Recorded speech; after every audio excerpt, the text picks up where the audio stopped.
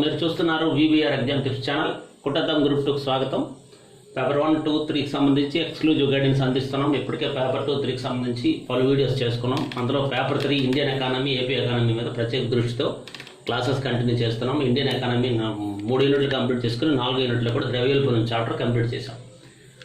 ఇక ఏపీ ఎకానమీకి సంబంధించి ఆర్థిక సర్వేని చెప్పుకుంటున్నాం. ఏపీ ఆర్థిక సర్వే ఏదైతే ఉందో 2020-2021కి సంబంధించి కీలకమైనటువంటి చాప్టర్స్ని డిస్కస్ చేస్తున్నాం. Macro economic aggregates, price, wages, public distribution, public finance చెప్పుకున్నాం. ఇప్పుడు అగ్రికల్చర్ అండ్ అలైడ్ యాక్టివిటీస్ అని చెప్పి వ్యవసాయం అనుబంధ రంగాలకు సంబంధించినటువంటి అంశాలు కొన్ని మనం ఇప్పటికీ ఒక 2 వీడియోస్ చేసుకున్నాం. అంతేవిధంగా ప్రతి ఆదివారం మనం ఒక లైవ్ క్విజ్ని కూడా కండక్ట్ చేస్తున్నాం. ఆ నేపథ్యంలోనే ఈ యొక్క ఒకవైపు ఆర్థిక సర్వే క్లాసెస్ చెప్పుకుంటూ వాటి మీద మనం లైవ్ క్విజ్ని కండక్ట్ చేస్తున్నాం.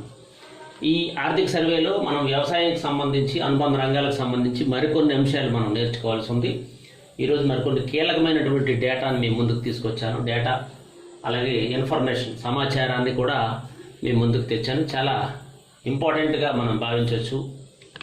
పేపర్ 3 ఏపీ ఎకానమీలో టాప్ ప్రయారిటీ ఉన్నటువంటి ఆర్థిక సర్వే, ఎక్కువ వెయిటేజ్ ఉన్నటువంటిది. అంటే 75 మార్క్స్లో దాదాపు 30 to 40 మార్క్స్ మనకి సర్వే నుంచే కవర్ అవుతుంది. సిలబస్ ఇది మింగ్లింగ్ అయింది కాబట్టి ఖచ్చితంగా సర్వే అనేది కంపల్సరీ చదవాల్సింది, ఇంకా వేరే ఆప్షన్ లేదు మనకి. ఇలా ఛానల్ చూసేవారు ప్రీవియస్ వీడియోస్ ఒకసారి చూడండి. ఏపీ ఎకనామిక్ సర్వే పేరుతో ఒక ప్లేలిస్ట్ ఉంది. ఆ ప్లేలిస్ట్లో మీరు వెళ్ళి ఈ యొక్క ఎకనామిక్ సర్వేకి సంబంధించినటువంటి అన్ని అంశాలను కూడా మీరు చూసుకోవచ్చు. మొత్తం ఏపీ ఎకనామిక్ సర్వేకి సంబంధించి నేను ఇప్పుడు చేసినటువంటి వీడియోస్ అన్నీ కూడా ఆ యొక్క ప్లేలిస్ట్లో పెడతాను. మీరు చాలా హ్యాపీగా చెక్ చేసి, అంటే ఇమీడియట్గా చూసుకోవడానికి, వెంటనే చూసుకోవడానికి ఇబ్బంది లేకుండా, సెర్చ్ చేసి ఇబ్బంది లేకుండా ఛానల్లో చూసుకోవచ్చు.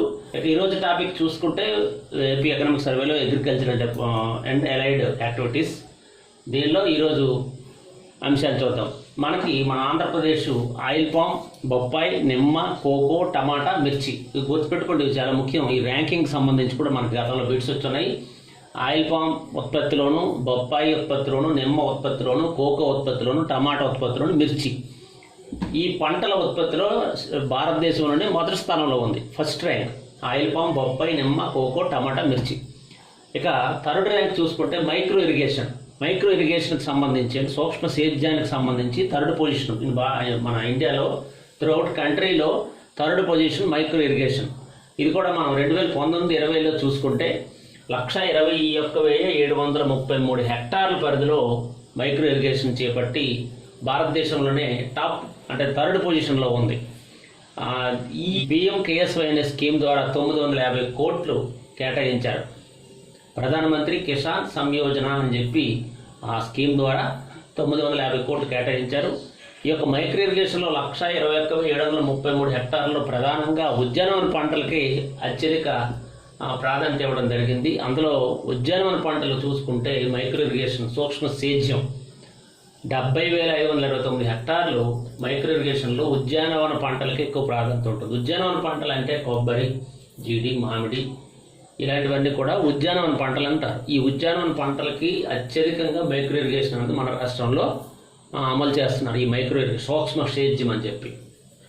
ఇక ఈ ఉద్యానవన పంటల్లో ఈ యొక్క మైక్రో ఇరిగేషన్ సిస్టమే కాకుండా కొబ్బరి పునరుద్ధరణ, తిత్లీ ద్వారా ఇతరత్ర తుఫాన్లతో తీవ్రంగా నష్టం వాటిల్లినటువంటి కొన్ని కొబ్బరి ప్రాజెక్ట్స్ని కూడా మన ఆంధ్రప్రదేశ్లో 3,314 హెక్టార్ల పరిధిలో కొబ్బరి పునరుద్ధరణ పథకం దాన్ని తీసుకొచ్చారు. అంటే కొబ్బరి మొక్కలు ఇవ్వడం, తెగుళ్ళు ఇవన్నీ రాకుండా వాటి సంరక్షణ చర్యలు చేపట్టడం, ఇవన్నీ చేసి దీనికి నిధులు కూడా 14,82 కోట్లు కేటాయించారు. ఇది అత్యంత ఇంపార్టెంట్ టాపిక్స్. ఇకపోతే మనం సూక్ష్మ సేద్యానికి సంబంధించి కొన్ని ఆసక్తికరమైనటువంటి విషయాలు ఇక్కడ మీకు సర్వే పేర్కొంది. వాటిని మీకు ఇక్కడ చిన్న డేటా రూపంలో అందిస్తాను. ఇది చాలా ముఖ్యమండి. ఎగ్జామ్ పాయింట్ ఆఫ్ వ్యూలో ఖచ్చితంగా ఈ అంశాన్ని మనం గుర్తుపెట్టుకోవాల్సి ఉంటుంది. అంటే మైక్రో ఇరిగేషన్ అనేది ఎంత ప్రయారిటీ ఉంది అన్నది, మైక్రో ఇరిగేషన్ ద్వారా లబ్ధి ఏ రకంగా ఉంది, మైక్రో ఇరిగేషన్ చేయడం వల్ల ఆంధ్రప్రదేశ్లో పంటలు, మిగతా రంగాలు ఏ రకంగా ఉన్నాయి అన్నటువంటి ఒక డేటాని ఆర్థిక సర్వే ప్రస్తావించింది. అంటే మనకి ఆంధ్రప్రదేశ్లో 1,21,733 హెక్టార్ల పరిధిలో మైక్రో ఇరిగేషన్ అమలు అవుతుంది. ఈ డేటా కూడా ఇంపార్టెంట్. ముఖ్యంగా వాటర్ సేవింగ్ అంటే నీరు ఎంత సేవ్ అవుతుంది మైక్రో ఇరిగేషన్ వల్ల, అంటే ఈ సూక్ష్మ సేద్యం వల్ల, అంటే తక్కువ నీరు ఉపయోగించి ఎక్కువ సేద్యాన్ని చేయడం అనేది ఒక ప్రధానమైనటువంటి లక్ష్యం. మైక్రో ఇరిగేషన్ తాలూకు ఆబ్జెక్టివ్స్ కూడా మరి నేర్చుకుందరు. మైక్రో ఇరిగేషన్ అంటే ఏంటంటే తక్కువ నీరుతో ఎక్కువ పంటలు పండించడం, తర్వాత ఆరుతడి పంటల్ని ఎక్కువగా ప్రోత్సహించడం, తర్వాత విద్యుత్తుని తక్కువ వినియోగించడం, అదేవిధంగా కార్మిక అంటే లేబర్ ఖర్చు కూడా తగ్గించడం, అంటే వ్యవసాయ వ్యయం అనేది తక్కువగా ఉండడానికి వీలుగా వ్యవసాయ వ్యయం ఏదైతే ఉందో ఆ వ్యవసాయ వ్యయం సాగు వ్యయం ఏదో ఉందో ఆ వ్యయం తగ్గించడంలో మైక్రో ఇరిగేషన్ పార్ట్ చాలా ఎక్కువ. ఈ అంటే మైక్రో ఇరిగేషన్ ఈ సూక్ష్మ సేద్యం అనేది చాలా వరకు రైతులకి చాలా ఉపయోగం. సాగు వ్యయం మెయిన్ ప్రధానంగా సాగు వ్యయం తగ్గిస్తుంది. ఆరుతడి పంటలు ఏవైతే ఉన్నాయో అవి ఉద్యానవన పంటల్ని ఇలాంటి పంటలను ప్రోత్సహిస్తుంది. విద్యుత్ ఆదా అవుతుంది, లేబర్ ఫోర్స్ తక్కువ అవుతుంది, ఫెర్టిలైజర్ వినియోగం తగ్గుతుంది. మెయిన్ ఏంటంటే పంటకయ్యే వ్యయం ఓవరాల్గా మిగులుతుంది, ఆదాయం అదనంగా వస్తుంది. ఇలాంటి లక్ష్యాలతో ఈ యొక్క మైక్రో ఇరిగేషన్ ప్రాజెక్ట్ అనేది అమలు చేస్తున్నారు.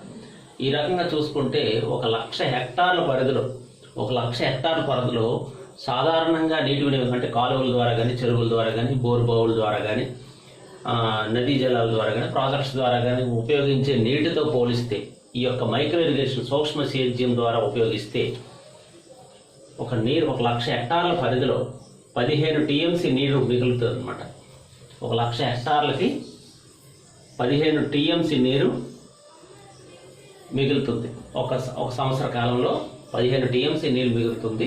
ఇక విద్యుత్ వరకు చూసుకుంటే 1,553 కిలోవాట్స్ పర్ హెక్టార్. ఇది 2019-20 డేటా ఇదనమాట. ఇది ఆ ఏడాదిలో 1,553 కిలోవాట్స్ పర్ హెక్టార్కి అయినటువంటి ఖర్చు 62 కోట్ల ఖర్చు ఆదా అయిందనమాట. విద్యుత్ ఖర్చు 62 కోట్ల రూపాయలు ఆదా అయింది. అలాగే లేబర్ సేవ్ 52 రోజులు వర్క్ అంటే 52 రోజులు చేసే పని అంటే ఒక మనిషి అంటే labours man day 52 man day అనుకుంటే లేబర్ ఫోర్స్ మనం చూసుకుంటే సంవత్సర కాలంలో 52 మందికి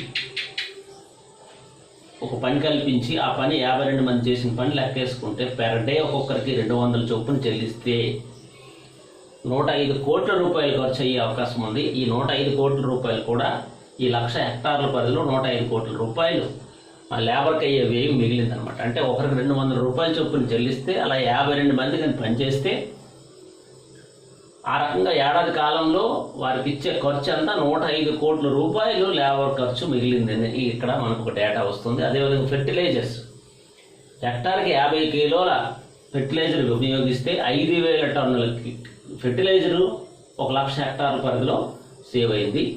అలాగే reduction in cost of cultivation హెక్టార్కి 21,500 కోట్లు ఆదా అయిందనమాట. ఒక సంవత్సర కాలంలో ఒక హెక్టార్కి అయ్యే ఖర్చు సాధారణంగా సాగు చేయడానికి పంట పండించడానికి అయ్యే ఖర్చు 21,500 హెక్టార్కి అనుకుంటే ఆ రకంగా 1,00,000 హెక్టార్ల పరిధిలో 215 కోట్ల రూపాయలు ఆదా అయింది.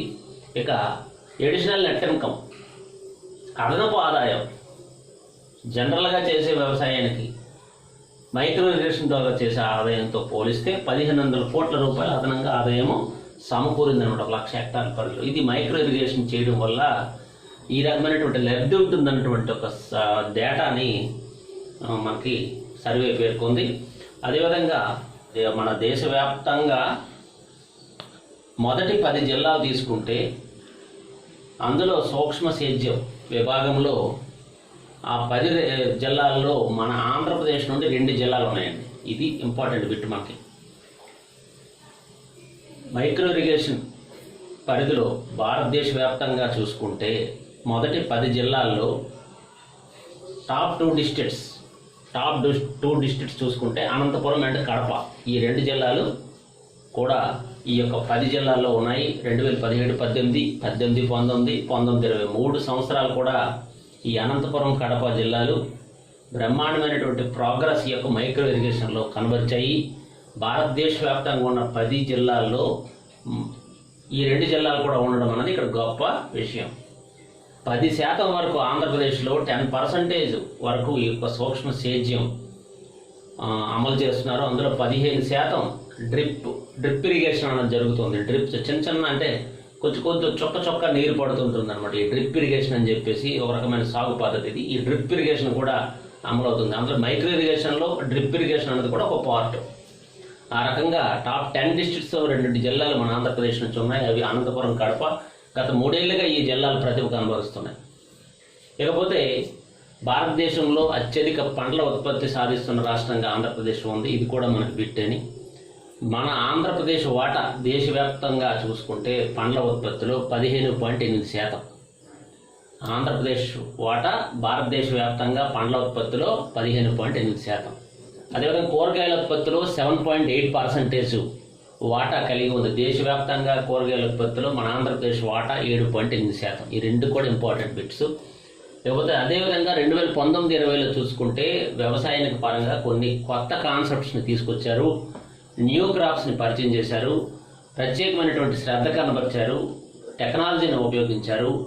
పంట తీసుకునే విధానంలోనూ, ఉత్పత్తిలోనూ, విత్తన దీనిలోనూ, సాగు పద్ధతుల్లోనూ అన్నింటిలో కూడా మార్పులు తీసుకొచ్చే ప్రయత్నం చేశారు. అందులో పసుపు, అల్లం, ఆయిల్ పామ్ అనేటువంటి ఈ ప్రధానమైనటువంటి ఈ పంటల పట్ల రైతులకి ఆసక్తి కలిగే విధంగా, అంటే ఇవన్నీ కమర్షియల్ క్రాప్స్ అన్నమాట.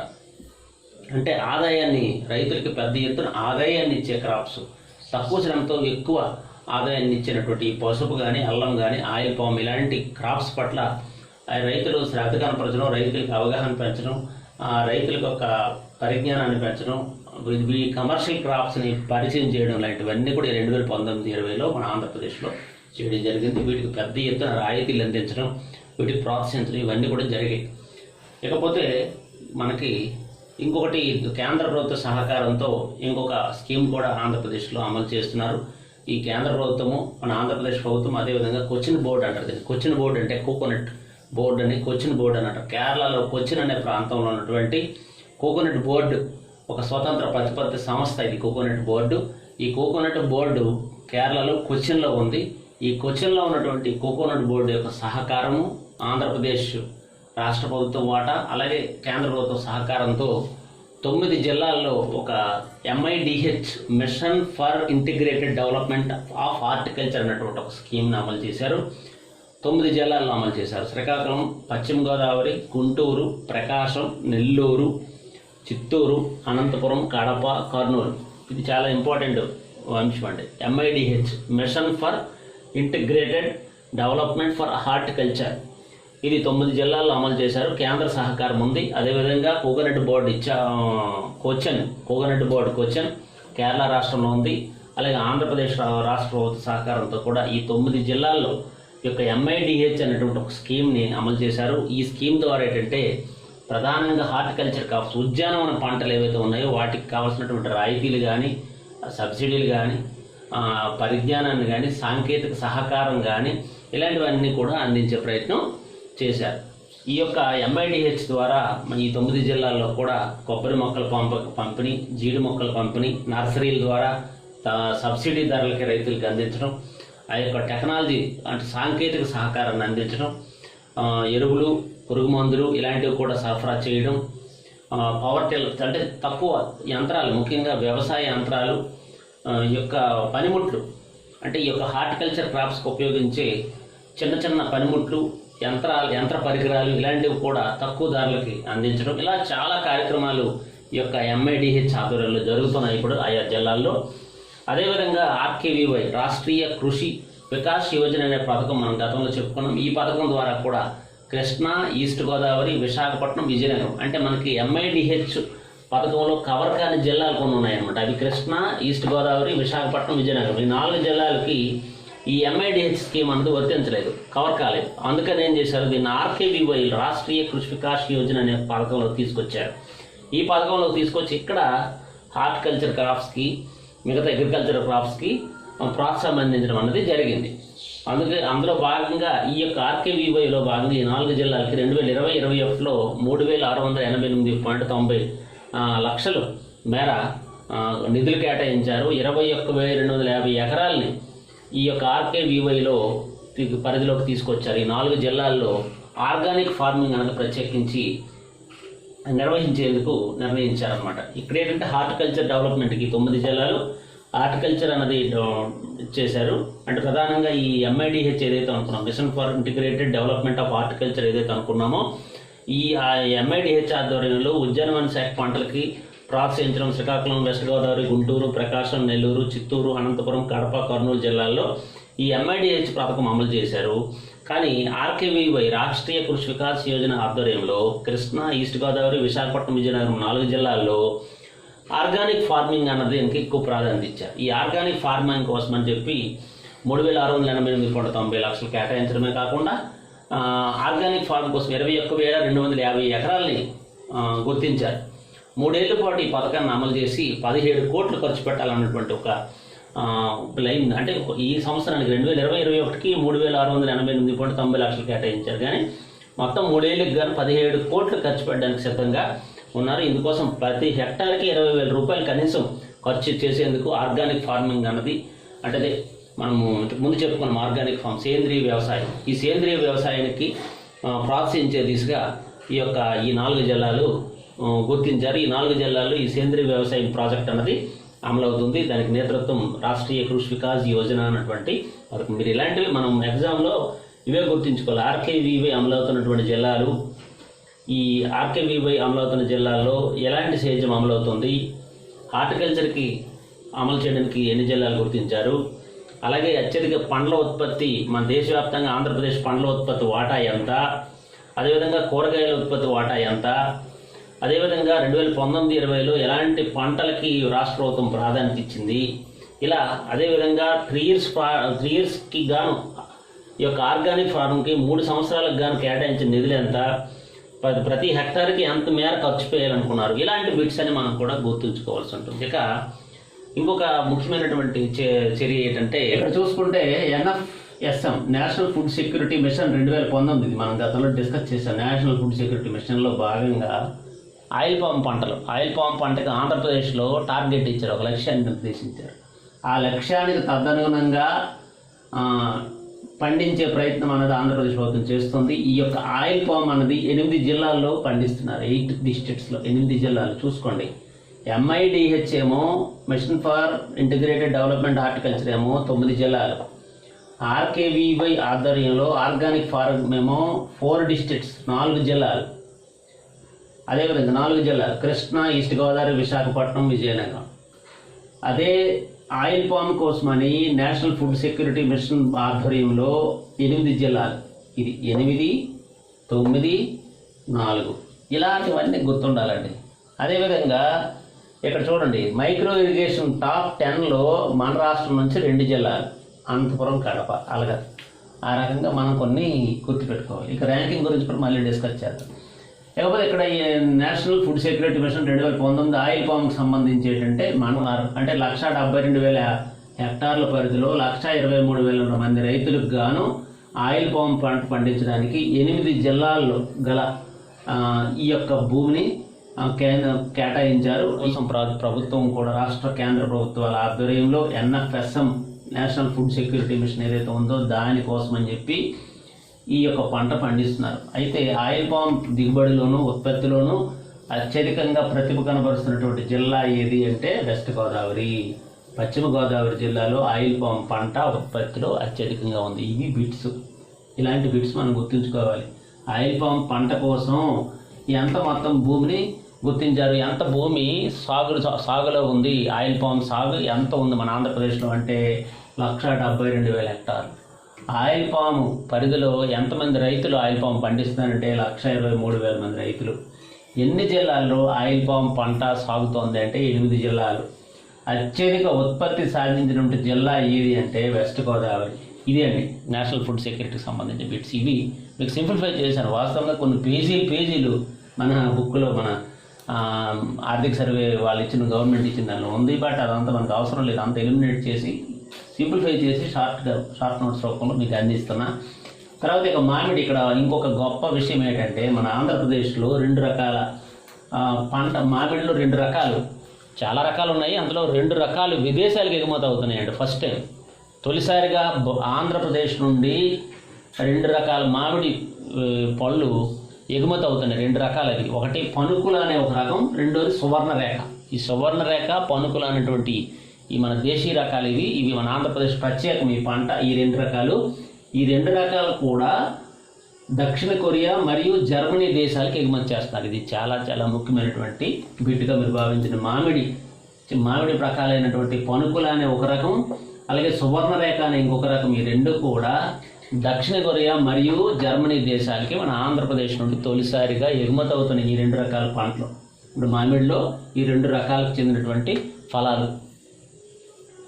లేకపోతే గుడ్ల ఉత్పత్తి. మన ఆంధ్రప్రదేశ్ 2019-20లో మరికొన్ని ర్యాంక్స్ చూద్దాం.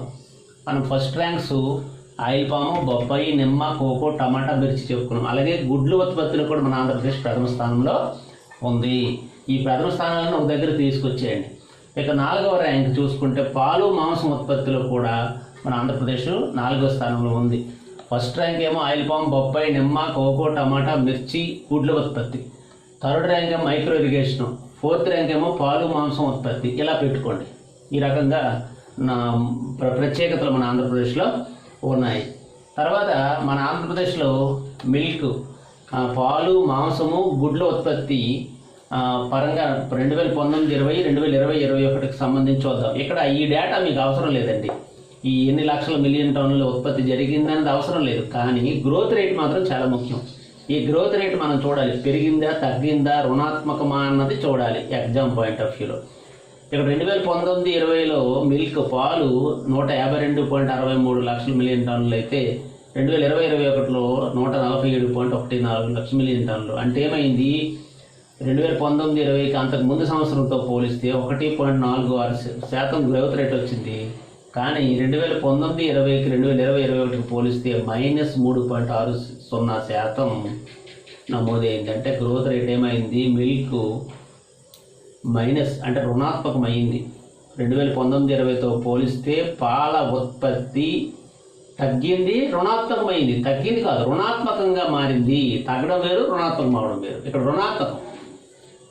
ఇప్పుడు 1.46 ఉందనుకోండి, 1 పాయింట్ వచ్చింది అనుకోండి, అది తగ్గింది అనుకోవచ్చు. కానీ ఇక్కడ -3.460 అంటే ఏమైంది, రుణాత్మకమైంది. పాల దిగుబడి ఆంధ్రప్రదేశ్లో గత 2019-20తో పోలిస్తే 2020-21లో రుణాత్మకమైంది. ఇక మాంసోత్పత్తి చూసుకుంటే మీరు ఈ డేటా వదిలేయండి. 152.63, 147.14 ఇది వద్దు.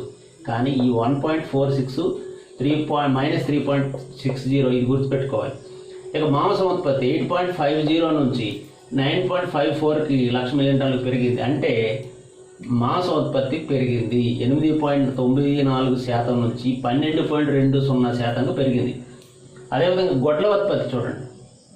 2170.77 కోట్ల నుంచి 2496.39 కోట్ల గొడ్ల ఉత్పత్తి జరిగింది. ఎగ్స్ ఇది కూడా 9.89 నుంచి 50%. గుడ్ల ఉత్పత్తి బ్రహ్మాండమైనటువంటి ప్రోగ్రెస్ కనిపించింది. మాంసం కూడా ప్రోగ్రెస్ కనిపించింది. కానీ పాల ఉత్పత్తి రుణాత్మకంగా మారింది. ఇది గుర్తుపెట్టుకోండి. ఈ పాయింట్ చాలా ఇంపార్టెంట్. ఇక లైవ్ స్టాక్లో కూడా ఏంటంటే cattle, buffaloes, sheep, goat, pigs, poultry వీటిలో కూడా ఇక్కడ ఈ డేటా ఉంది. ఈ డేటా మీకు అవసరం లేదు. కానీ ఇది ఎందుకు ఇక్కడ రాశానంటే ఇవి పెరుగుదల రుణాత్మకం అంటే పెరిగిందా తరిగిందా అన్నది మనకు తెలియాలండి. అది మనకు కంపల్సరీ అవగాహన ఉండాలి. ఈ లైవ్ స్టాక్ సంబంధించి ఒక ఇది ఇక్కడ వచ్చారు. సెన్సస్ 2012 ఒక సెన్సస్ చేశారు, 2019లో సెన్సస్ చేశారు. ఈ 2012 సెన్సస్కి 2019 సెన్సస్కి మధ్య ఒక కంపారిజన్ చూపిస్తాను మీకు. ఈ కంపారిజన్ గుర్తుంచుకోండి. ఈ డేటాను మాత్రం అవసరం లేదు. కాకపోతే ఈ డేటా రాసుకోవడం వల్ల ఈ కంపారిజన్ మనకి ఈజీగా ఉంటుంది. అందుకని డేటా కూడా రాశాను. డేటా గుర్తుపెట్టుకోవాల్సిన అవసరం లేదు. బట్ పెరగడం తరగడం అనేది గుర్తుండాలి. చూద్దాం. లైవ్ స్టాక్ చూసుకుంటే క్యాటిల్లో చూసుకుంటే పశు సంపద చూసుకుంటే 2012 సెన్సస్లో 47.16 ఉంటే 2019 సెన్సస్లో ఇది సెన్సస్ చేశారు. ఈ సెన్సస్లో 46 దిగింది. అంటే తగ్గిపోయింది. పశు సంపద మన ఆంధ్రప్రదేశ్లో 2012-2019 మధ్య ఉన్న సెన్సస్లో మధ్య చూసుకుంటే తగ్గింది. బఫెలోస్ కూడా తగ్గింది. షీప్ కూడా పెరిగింది. క్యాటిల్ తగ్గింది, బఫెలోస్ తగ్గింది. పశు సంపద తగ్గింది కానీ షీప్ పెరిగింది. గోట్ కూడా పెరిగింది. షీప్, గోటు పెరిగాయి. క్యాటిల్, బఫెలోస్ తగ్గాయి. ఇక పిగ్స్ తగ్గాయి. పౌల్ట్రీ పెరిగింది. తగ్గినవి ఏంటి? క్యాటిల్, బఫెలోస్, పిగ్ ఈ 3 తగ్గాయి. పెరిగినవి షీపు, గోటు, పౌల్ట్రీ ఈ 3 పెరిగాయి. ఇలా గుర్తుపెట్టుకోవాలండి. ఖచ్చితంగా క్యాటిల్, బఫెలో, పిగ్ ఈ 3 కూడా 2012, 2019 సెన్సస్తో పోలిస్తే తగ్గింది. షీపు, గోటు, పౌల్ట్రీ మాత్రం పెరిగింది. ఈ రకంగా చూసుకోవాలి మనం. ఇంపార్టెంట్ అంశాలన్నీ కూడా ఈ రకంగా మనం ముఖ్యంగా మైక్రో ఇరిగేషన్కి సంబంధించి 1,00,000 హెక్టార్ల పరిధిలో నీరు ఎంత సేవ్ అవుతుంది, విద్యుత్ ఎంత సేవ్ అయింది, లేబర్ సేవింగ్ ఎంత అయింది, ఫెర్టిలైజర్ ఎంత సేవ్ అయింది, అలాగే రిడక్షన్ కాస్ట్ కల్టివేషన్ ఎంత ఖర్చు తగ్గింది, ఇది ఇలాంటివన్నీ మిగులు ఎంత అన్నది ఒక డేటా ఇక్కడ ఆసక్తికరమైన డేటా ఇచ్చారు. అలాగే సూక్ష్మ సేద్యంలో ఏరియా కవరేజ్లో 4th ర్యాంకు, ఓవరాల్గా చూసుకుంటే 3rd ర్యాంకు మైక్రో ఇరిగేషను. ఆ రకమైనటువంటి డేటా ఇక్కడ మనం ప్రస్తావించాం. మరికొన్ని అంశాలు మరొక వీడియోలో మీకు అందిస్తా. Thank you very much.